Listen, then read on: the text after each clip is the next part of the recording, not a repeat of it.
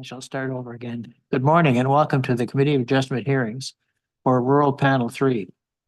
We are a City of Ottawa quasi judicial tribunal that holds public hearings to consider Planning Act applications, including minor variants to the zoning requirements and consent to sever land. Our hearings are now in person at Ben Franklin Place, 101 Centerpoint Drive. We also enable remote participation by video conferencing for our registered speakers. We are live streaming on YouTube, and the video will be archived and available for future viewing by the public. My name is Bill Hunter. I'll be chairing today's hearings, and you can address me by name or as chair. With me are panel members to my left, Jocelyn Chander, my far left, Martin Vervoort, my right, Beth Henderson, and far right, Terry Otto. The procedure for the hearings will be as follows. Listed on the agenda and appearing on screen from time to time are the applications we'll hear today. For the sake of efficiency, I may deal with agenda items in a different order. Panel members have reviewed the planning reports and any written submissions to support or in opposition to each of the applications. Today we'll hear oral submissions relating to the applications. The panel may ask for a brief presentation of an application, followed by questions for the applicant and city planning staff. We will then hear from members of the public who have registered to speak, and we may also have questions for them. Finally, the applicant, who has the burden of proof, will have an opportunity to make final comments in reply. Please address your comments to me as the chair, starting with your name and spelling if necessary, and your municipal address for the record. All presentations are limited to 5 minutes. Any exceptions will be at my discretion. At the end of the hearing, the panel may either make an oral decision or we may reserve our decision, which means it won't be delivered today. In either case, and within 10 days, the Committee of Adjustment will send the official written decision and reasons for it to all parties, participants, and anyone else who has requested a copy. Does anyone have any questions about the procedure we will be following today? All right, we have several applications to hear today, but first we need to deal with some preliminary and procedural matters. Are there any declarations of interest, panel members? Yes. Panel 2, 100 James Cummings, severance B 00290 and 291, minor variance A 00271 and 272. Thank you. Are there any other declarations of interest, panel members? No. Okay, thank you. There are no minutes of the previous meetings to be dealt with. The committee has received a request to adjourn in 2 matters, which means to postpone to a different day, the hearing for those items. All right, then, turning to the applications that are before us today, we'll first deal with the adjournment requests, just in the sense of not dealing with the whole application, but just the basis for the adjournment request. And the first item that we have that there is an adjournment request is item number 42750 Dunrobin, and the agent is Mr. Greg McDonald. Is anyone here to? Yes, sir. Would you like to come up to the desk here, please, and have a seat? Turn on the microphone, unlike me who forgot.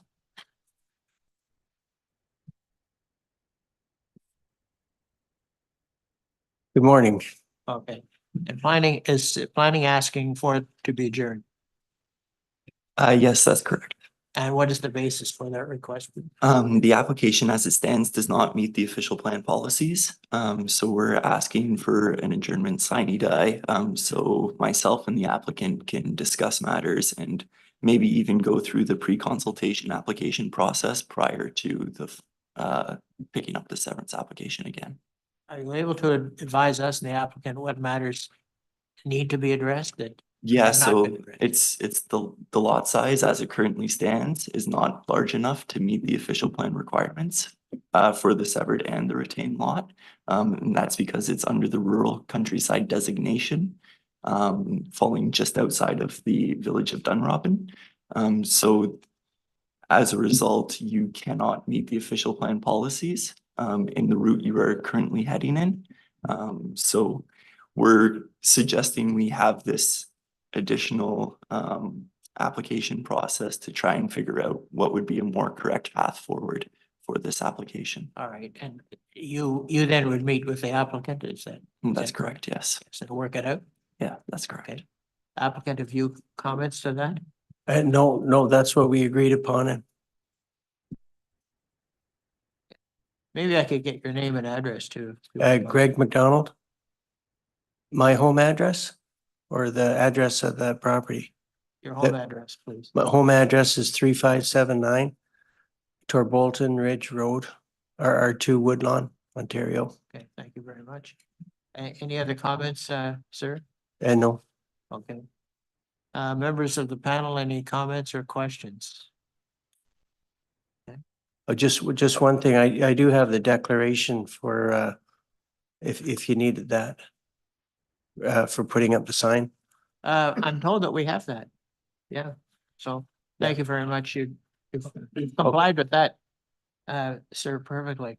How long would you need to have it adjourned? I'm requesting that we adjourn at sine die for now, because this would be a separate application process to have the pre-consultation application. And the reason why I'm recommending that is because the way it's currently being proposed is there is no future intended use. So that means we have to account for a future residential use as well. And that's why it cannot meet the 2 lot size requirements. We are considering potentially, and I know you had mentioned this, but now are not mentioning it or had not wanted to consider it, but a rezoning of the properties. And that's why we're recommending the separate application process. Because I believe that's the only maybe option that this could proceed is through rezoning to try and meet those official plan requirements. Okay, separate application process, does that mean you'd have to reapply, or can we adjourn this sine die? I believe we can adjourn at sine die. That's what I thought. too. Yes, yeah, Okay. but just to no future date, just sine die. Yeah, do you know what sine die, what an adjournment sine die is? Pardon? An adjournment sine die, do you know what that is? No, Okay, it's adjourned, but it's not to a fixed date. You would meet with planning and hopefully work out the matters that they'd indicate that you've heard about today. And after that, then it would be set back in front of us. okay, absolutely. Yep, I'm okay with that. Okay, so it's okay. Any questions or comments, members of the panel? We agreed to adjourn this sine die? All adjourn sine die. Thank you. It's Okay. adjourned sine die, sir. Okay, Thank you thank you. very much for coming.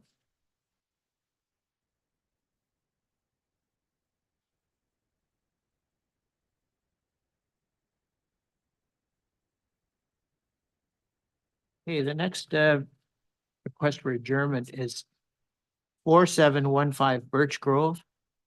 And the agent is Mr. Richard Tremblay. Oh, that's all right. Would you like to have a seat, Mr. Tremblay, and turn on the microphone?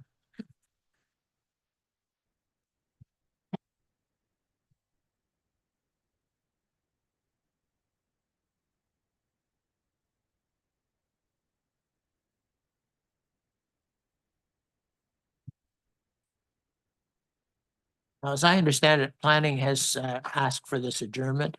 I wonder if you could speak to that first, sir. Yes, planning has asked for this adjournment. Based on the previous hearing, we were requesting that the applicant submit additional documentation to support the application in the form of a revised EIS and an MRIA, Mineral Resource Impact Assessment. That's because of the proximity to the adjacent MR zone, and the revised EIS was requested because of the location of the development envelopes and the size of the development envelopes. We wanted to see them in closer proximity to the road and a smaller size from the 0.35 hectares to the 0.2 hectare that we usually or always request. And that's the basis for that. Mr. Tremblay, do you have any comments on that? Yes, sir. Listen, I don't think there's a point to adjourning any further. The conditions that the city has set forward then that I'm disputing, they're actually not founded. And I don't think we'll ever, see eye to eye. At this point, I'd just like to proceed. Comments planning, never see eye to eye. I'm wondering about that. Yes, I think we are bound to what we are requesting. In our opinion, we could not support the application without these additional documents. Any comments, members of the panel? Any thoughts?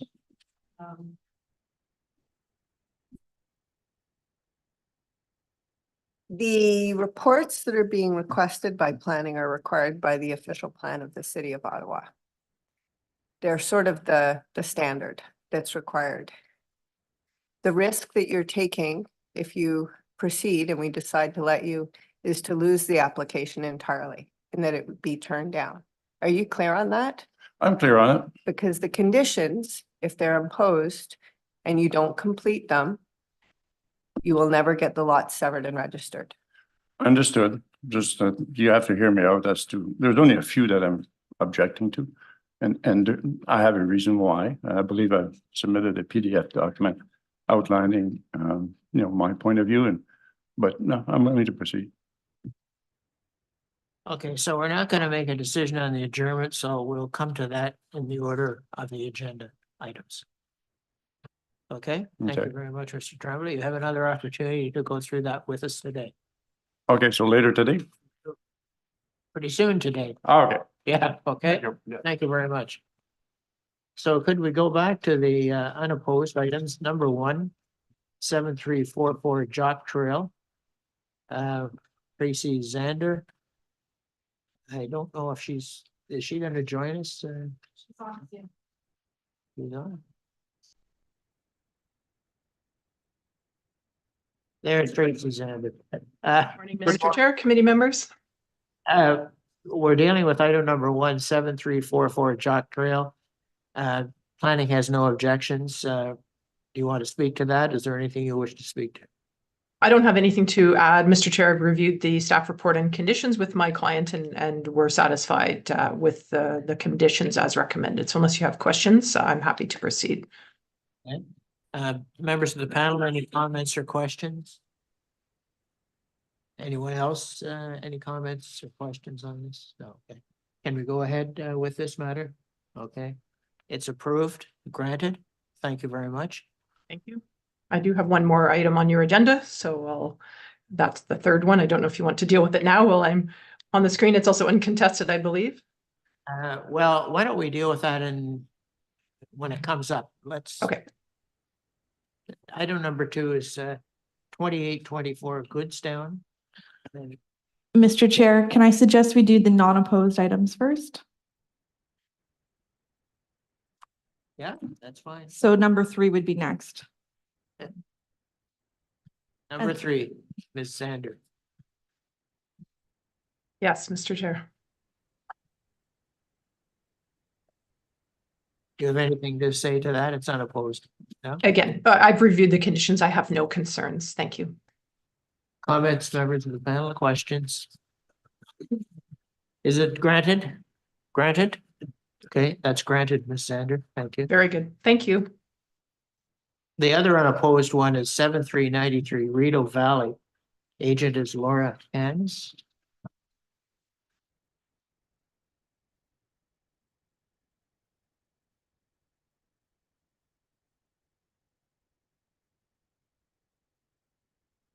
Good morning. Hello, good morning. Anything you want to say to this? No, thank you. Any questions or comments, members of the panel? No? Okay. Granted? Okay, thank you. Okay, thank you. Have a great day. So let's go back to 2824 Goodstown. Jessica Schuhan.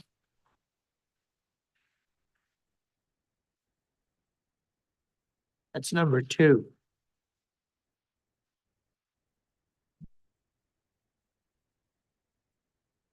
Could I have your name and address, please, sir? Good morning. My name's Ed Scouten, 6117 Malakoff Road.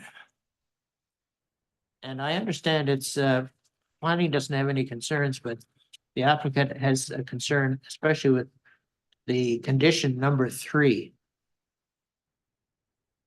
And condition number 3 is the accessory structure demolished or relocated. That's a condition of if this is granted. Yeah, we've had a little kind of reassess this property since we bought it. At the time, we didn't have a lot of use for the buildings, but there's 2 buildings there we are going to take down because they're beyond repair. But there's 2 buildings, smaller little building and a larger one, which we would like to use for storage. And the small little building's a little cabin. It would be handy for the hunters whenever they're hunting in our area. We have a lot of bear problems in our area, and it would be convenient for them to go inside if they were doing that.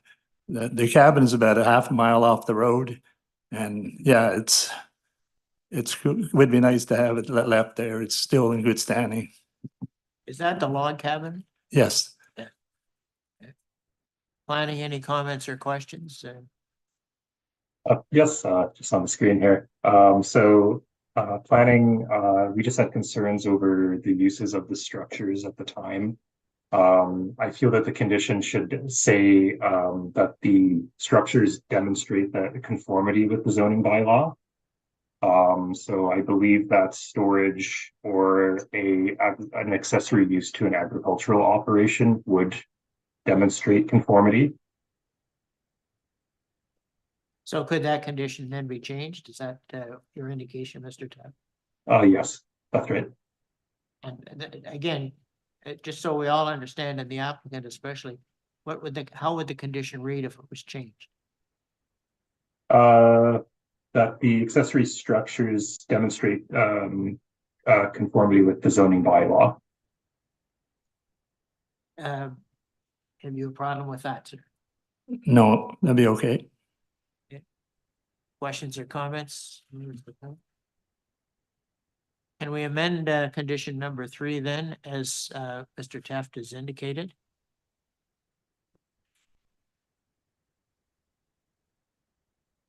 Okay. Approved or granted with that amendment, members of the panel? Yes. Okay, it's granted with that with that amendment, sir. Okay, thank you very much. Thank you very much.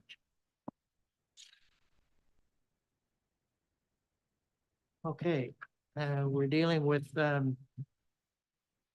number 4, 2750 Dunrobin, Mr. McDonald. Oh, that one's been done, Mr. Chair. We dealt with all. Dunrobin was adjourned. So what have we got then? We have Birchgrove and Downey, Downey. 6 and 7. Okay, thank you. 4715 Birchgrove. Mr. Trombley, you're back on.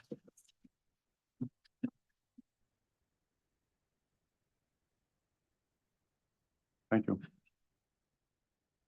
Okay, would you like to speak to the matters that you indicated that you had some comments on before? Yes, there's 3 actually. Okay, One being the location for which they're proposing that should be developing, which is really, really close to the road. Closer than any of my neighbors, and you know, you buy an estate lot, and it's not to be built on the side of the road where, you know, you let your dog out and you get hit by a car, right? right. So it's completely unreasonable and not founded. I have my environment impact study that shows that you develop 0.2 acres here or there. My report says that there's no negative impact on the property. So it's just that the location, they figured that I should be more in the front of the property as opposed towards the back. But it's normal setting in the country setting or rural that people build further from the road, not beside the road. So that's one I'm disputing. Okay. 2 is they've established that there's a water course on the property and I should have a 30-meter setback from the water course. Well, I have pictures from Geo Ottawa. There's no water course on the property. There's never was and there never will be.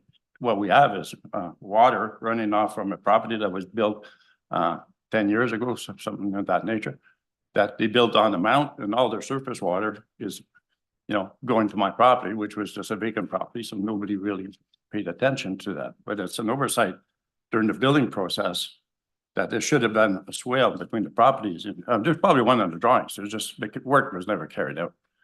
The easy solution to that is that when whoever applies for a building permit, that swale will be addressed and dealt accordingly. So that's a solution. It's just that the runoff water right now, observed, comes from the neighbor's property. There's no water course, and I shouldn't have a 30-meter setback. There's no water course. It should be a 5-meter setback as per the bylaw. So that would be my second objection. Okay. And my third is the requirement for a mineral extract report. They say that if the development envelope is more than 300 meters, I don't need one. Well, in fact, I am more than 300 meters. Less if you just calculate the distance from the properties lines between my property and the mineral extract property. However, the mineral extract operation is no longer in use. And also there's a very, very large ravine that separates my property and the mineral extract property. And it happens through his property. So the city, I'm sure when they approved the mineral extract, and as per the documentation, they're at the other end of his property. And I'm sure that it has to be approved in segments where if they want to expand their mineral extract, they would have to seek approval from the city. Well, never would they be allowed to change this ravine, which is 50 feet deep, and I would say there's a heritage component to it.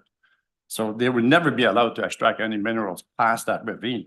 And if you calculate the distance from the ravine to my development site, I have more than 300 meters. So therefore, the requirement for the report is not needed. Okay.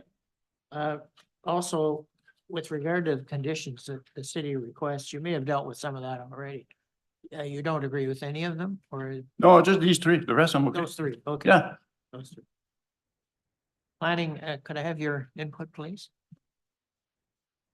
Yes, Mr. Chair. So in terms of the development envelopes, it's a standard practice that when we're dealing with natural heritage features, here they are defined as core area features, which are one of the most protected natural heritage features that we can have. It's standard practice that we move the development envelope as close as possible to the road so we don't have the driveway fragmenting them even further and that sort of thing, trying to minimize that impact as much as possible. In terms of the water course, this was something that was defined in the EIS that was provided by the applicant. That's their consultant picked that up, and we are accepting that and moving forward with that defined water course and requiring by the zoning bylaw that all development be located 30 meters from the water course itself, and that's the reasoning for that. And as for the MRIA, the 300-meter setback is from the boundary of the designation. The boundary of the designation coincides with the neighboring property boundary. So we are measuring 300 meters back from that point. And the development envelope, as provided by the applicant's EIS, is within the 300 meters setback. So that's why we have requested that it be included as supporting documentation.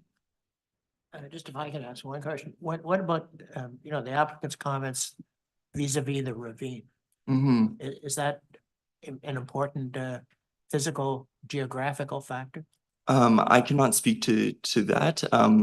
In my opinion, the whole area has been designated as mineral extraction, and that's the lens that I am looking at it through. So I cannot speak to how the mineral extraction occurs, but because it's being designated as such, we have to include that 300-meter boundary in terms of the official plan. Even though there is a ravine there, if we accept what we've been told. Yes, the policy would not make that distinction, no. Would you like to respond, Mr. Tremblay? Well, it's actually there. It's 50 feet deep, and I would consider it a heritage feature, which I'm sure the city would object anybody digging anywhere near it.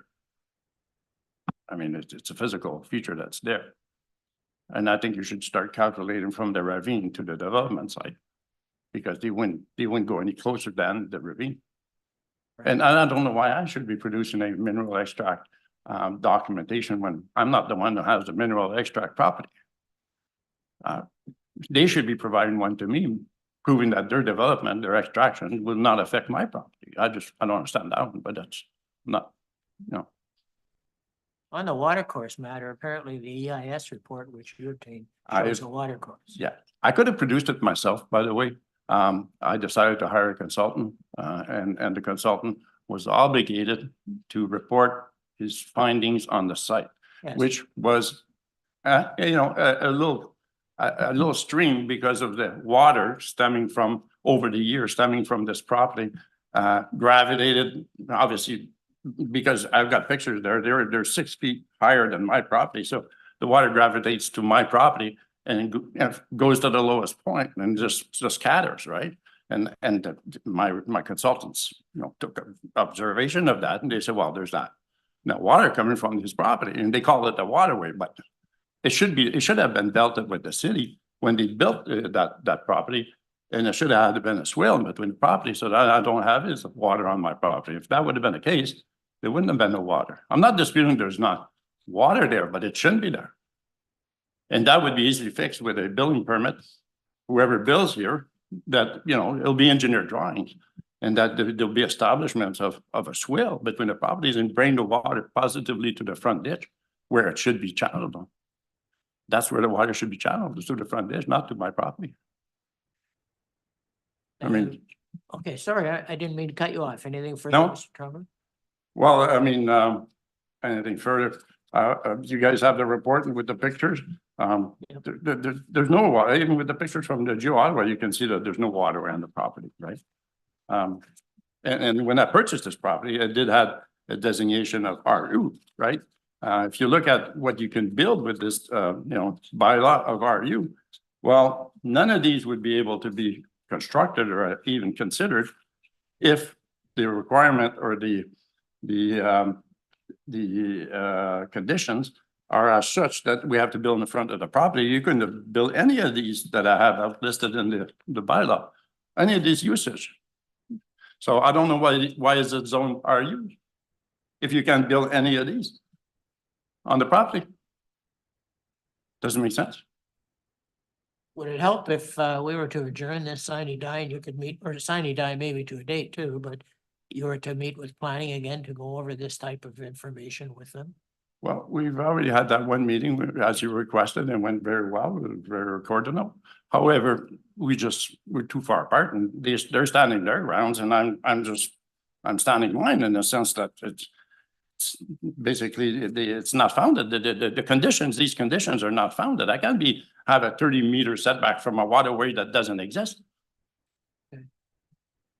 Okay, would you like to respond at all planning to any of the comments that Mr. Tremblay just put forward? I think in terms of the watercourse, again, we're just picking up what was defined in the EIS that was submitted to us.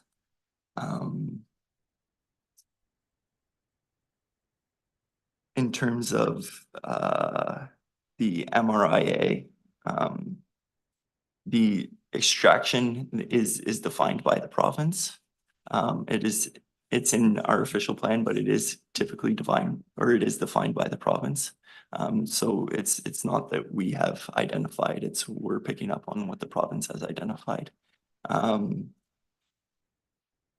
The ravine itself may justify reducing the setback. However, that is something that should be documented in the MRIA. And unfortunately, we cannot make that call without that documentation itself. So. And you don't have the MRIA? And we don't have the MRIA, that's correct. No. Seems you need an MRIA, Mr. Tremblay, showing this ravine to document and solve one of the problems anyway. Is that something you'd want to get? Well, I mean, at the end of the day, I don't think I should be, but I'm willing to consider it if the other two items are addressed and could be accepted and the conditions be relieved. I would accept this other one. Any questions or comments from Mr. Vervoort, please? Just for Mr. Kukonen, if the building envelopes were located where you want them as opposed to where the applicant wants them, would that put them outside of the 300 meters and then obviate the requirement for an MRIA? I would have to confirm where the building envelope would be located. With respect to, so the way it works is it's quite a large property. The one building envelope is well outside of the 300-meter setback. The other building envelope, it could be close. I'm not exactly sure how far it would be, but that is something we could look into, yes. Thank you. Any other questions or comments, member, Mr. Otto? Yes, I just have one in regards to this supposed water course. I know a number of years ago, whenever there was a drop of water laying in a field, that South Nation and the Rideau Valley, they considered that a water course, whether it came from another person's property or not. But I see that they have no opposition to this. So I in this particular case, I don't think they're saying that is a water course. So would there be any chance that you could look into that a little deeper, planning and you, Mr. Tremblay, to see if maybe that condition could be changed? And to do that, though, we'd have to adjourn it, either sine die or to another date, to give you time to have that further discussion with planning. And I would really suggest that you do that. Any other comments or questions? Yes, Ms. Chan. Yes, please.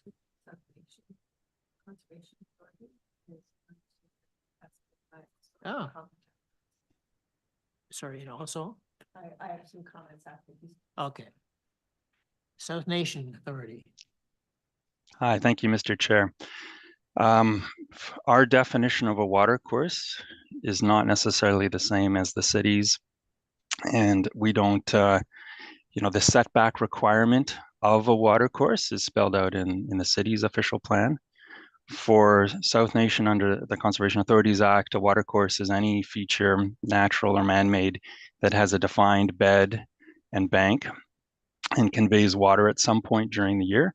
And the purpose of our review is to manage, a drainage and to prevent drainage issues, between landowners. So we would need to confirm, maybe from pictures or a site visit, whether that is a water course under our definition, but it could very well be. And for them to move it, he would need a permit, which he could probably get, but there would be that requirement. Okay. So water course is different in the city of Ottawa. It is South Nation planning. Is that correct? From what I'm hearing, that is correct, that there may be different definitions of this.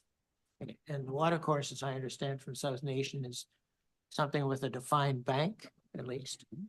A topographic feature with a defined bed and bank.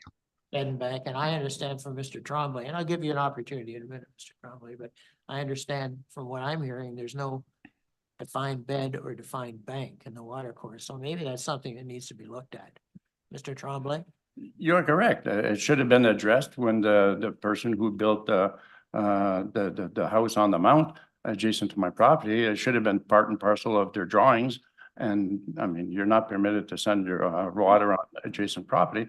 So there must have been some mitigation, the information in the said drawings that indicated there must have been an introduction of a swale between the properties and bring the water to the front ditch. Now, whatever there was in the drawings, I'm not sure. But what I'm sure of is that work was never carried out on site. And therefore, all that water ends up on my property and it just spatters, goes wherever, because there's no bank, right? But there should have been. There should have been one, and I wasn't supposed to be doing it. It should have been done by the guy who built. However, I believe that if whoever applies for a building permit on this property, the easy fix is to make sure that documentation is in the drawings and introduce a swale between the two properties and send the water to the front. It's an easy fix. Ms. Chandler. Sorry, I'll get back to you. Ms. Chandler first.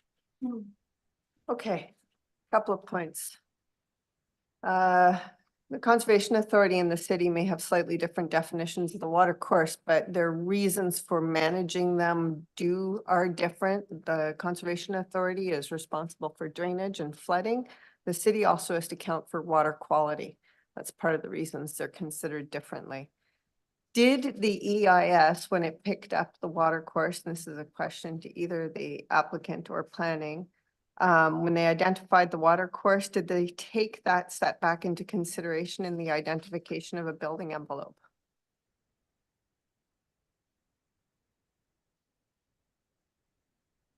I can answer by the city if you want. You can answer, Mr. Tremblay, please. Oh, yes, actually, they identified it, and that they said that there's going to be a setback. I believe they had mentioned 15 meters, which I didn't agree on, but they're binded and they're, you know, being professionals to report what they see. But again, if that swell would have been introduced when the guy built, he wouldn't have observed that on my property, right? So we wouldn't be here talking about it. Well, I guess what's done has been done. We're I trying know, to move but forward. it's creating grief, like. Okay, so follow up to that, did the city accept the recommendations of the EIS? The city has not accepted the recommendations of the EIS. The city has had issues with the locations of the building envelopes provided by the EIS, and with the size of the building envelopes. If the building envelopes were to be relocated, they would meet to where the city has recommended, they would meet that required 30-meter setback nonetheless. So it would no longer be an issue. Okay, so my next question is, there has been no mineral resource impact assessment submitted. So the policies of the city, the reason that that's required, it's not to protect residential uses or lot development. It's to protect the rights to remove those minerals. Now, the ravine is a very good point. If it can only occur on the far side of the ravine, that would be the finding and the purpose of a mineral resource impact assessment. That is why you would undertake it, in order to have a professional indicate that the operation and the use of minerals and the possible extraction on those lands could be limited to behind that ravine. Without that mineral resource impact assessment, sir, there's no way to know that. The city can't make that call and we can't make that call. So in my opinion, this can't proceed without a mineral resource impact assessment. That the EIS recommendations haven't been accepted, so there's no building envelope that can be secured on the property, either in terms of its size or location, and there may be a requirement for a minor variance in order to get a building permit to construct on that property, because you'd be too close to what is currently defined as a water course. So that we can't place conditions because they can't be met at this time. So my recommendation would be to either adjourn the application sine die and get this sorted out, or that it should be refused by the committee. I'll come back to you in a minute, Mr. Mr. Tremblay. Holland had his hand up. Oh, thank you. Go ahead. Sorry, I didn't Thank you. see.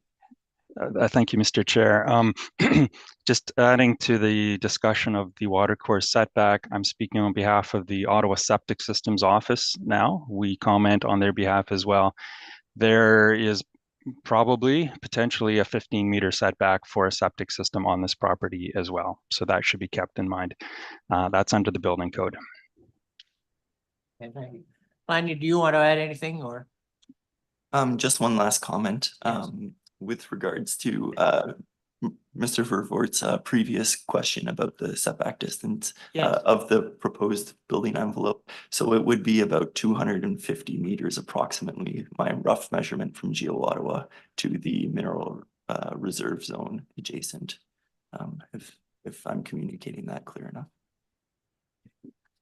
Lastly, Mr. Tremblay. Yes.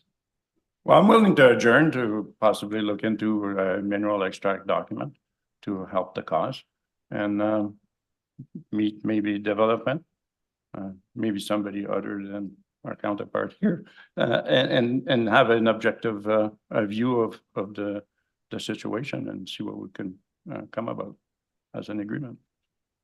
Well, I think city planning has given an objective view. I don't see anything that they haven't, but there may be indications or facts that you can reveal now, or you can get, you can get that will help them meet their criteria, and hopefully we'll meet yours as well, and then it can come back in front of us, and if everything is fine and looks good, then we'll be able to speak to it again and probably grant it. So you're consenting to an adjournment sine die, is that correct? Yes. Okay, thank you. Any other questions? Sine die, adjournment, it's adjourned sine die. Thank you. Thank you very much, Mr. Trump. Okay, lastly, we have 5536 Downey.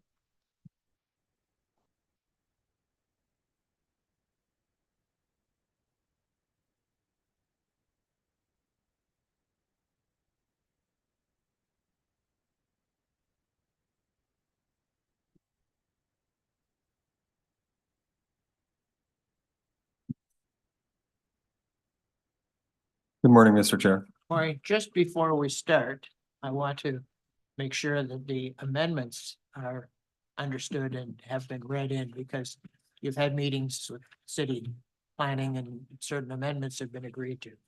So as I understand, the frontage now would be 91.7 meters. It's file number 00296, frontage 91.7, depth 112.45 meters, area 1.01 hectares. That's would be part one. Item number B00297, frontage would be 110.4 meters, depth of 93.3 meters, area 1.11 hectares. And if I could go on, the land to be retained shown on said sketch will have a frontage of 176.8 meters, and a regular depth of 612.9 meters, and a lot area of 20.68 hectares. And it contains an existing dwelling and accessory structures known as 5536 Downey Road. Now, there were two minor variances that were amended. Number A has been amended, and if I could just read what I understand it has been amended to permit a reduced separation distance of 151 meters from an existing livestock facility to a proposed lot line, whereas the bylaw states that the new development must comply with a minimum distance formula, in this case requiring a minimum distance separation of 182 meters to the existing livestock facility. Minor variance number 2 has been removed, and I think just for clarity, I should read what has been removed so we know what I'm talking about. And what it did read was to permit a reduced separation distance of 135 meters from an existing livestock facility to a proposed lot line, whereas the bylaw states that new development must comply with the minimum distance formula, in this case requiring a minimum distance separation of 182 meters. Are those amendments ones that have been agreed to? They have, just to clarify, the new minor variance for lot 1, just to be abundantly clear, I just want to read, is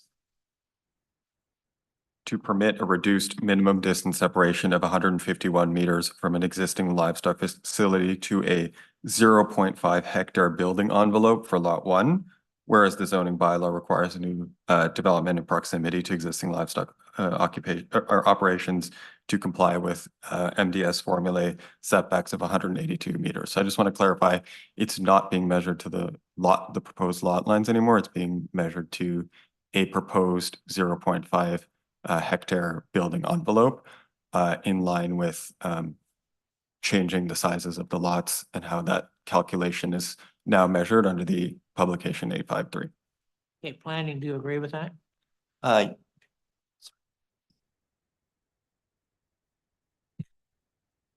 Go ahead. Yes, we agree with that. That's our assessment of the applications, the revised applications as well.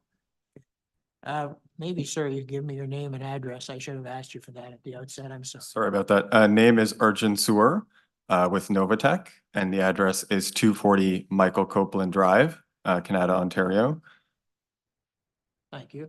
Now, I understand with regard to conditions, there's a concern, I'm not sure, I don't think with all of them, just number 8. Independent services, is that correct? That's correct. All of the others are okay in your opinion? Correct. Okay. Independent services, what's that? Sewer, septic and water, is that? So our understanding is really that the condition, and just to read just a piece of that condition, it says that both severed and retained parcels have their own independent water, sanitary, and storm connection as appropriate, and that these services do not cross the proposed severance line and are connected directly to city infrastructure. This lots in the rural area, our understanding is that this is a condition that's typically applied to urban properties. This property is in the rural area. We don't have any possibility to connect to municipal servicing because we don't have municipal servicing. Servicing of the proposed lots will be based on private services. And so we just object to the condition just because it's not something that we actually have. Like, we don't have the ability to connect directly to city infrastructure because there isn't city infrastructure. So it's not a condition that we typically expect or anticipate on a rural application. It's usually something we see on urban files. Planning, any comments, please? This condition was requested by Building Code Services. I did have a brief chat with Building Code Services regarding the addition of this condition, and it was one that they had requested on I believe a couple of our files for the previous hearing, and it was maintained from that. I do not have any further comments beyond that it was requested by Building Code Services, no. Any comments or questions, members? Mr. Otto? I guess this is for Mr. Kokona. I would think that since this is in the rural area, it should say that there should be something in there. The condition says they're on private services, water and septic, but that's not in this diagram. Unless independent services is worded that way, like. Yes, I'm wondering if the independent is meant to capture that. However, I agree with you that it is a bit unclear. Mr. Vervoort? I'm just wondering if it doesn't make sense if we even need the condition, that it would just indicate that the retained lands have private services because the severed lands are undeveloped. I would be comfortable with removing the condition altogether. What if we were to put, just before I indicate where I'm at, what if we were to put independent private services as a condition? Just put the word private in.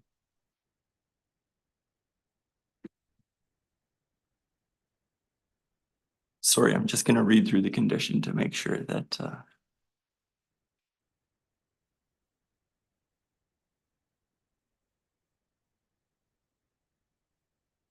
yeah, I think because there are no existing services, there is really nothing to provide evidence for.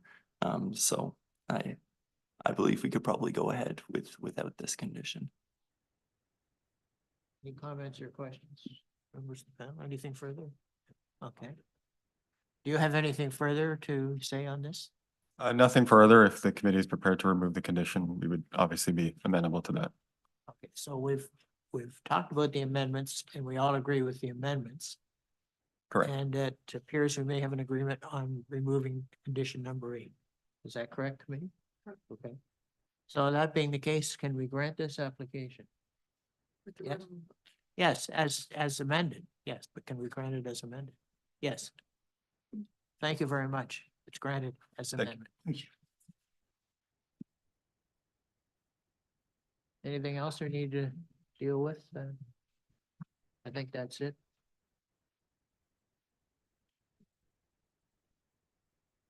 Thank you very much.